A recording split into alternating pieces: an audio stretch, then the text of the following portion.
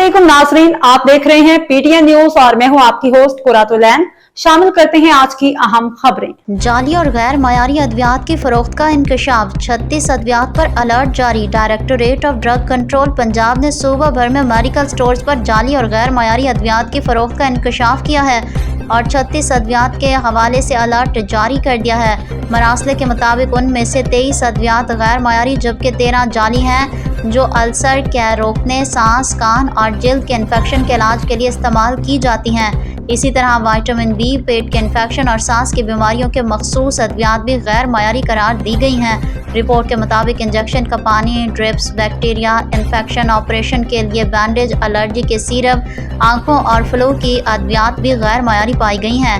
मजीद बड़ा anti rabies vaccine, जानवरों की एंटीबायोटिक और कीड़े मारने की अद्वियात भी नाकिस और गैर मयारी करार दी गई हैं। Directorate of drug control Punjab ने इन तमाम अद्वियात के इस्तेमाल पर पाबंदी आयद करते हुए मेडिकल स्टोर्स और ड्रग इंस्पेक्टर्स को हिदायत की है कि मुतल्लिका बैच फौरी तौर पर मार्केट से हटाया जाए। न्यूज स्टूडियो से फिलवक्त के लिए इतना ही। मज़ीद खबरों और अपडेट से बाखबर रहने के लिए देखते रहें पीटीएन न्यूज।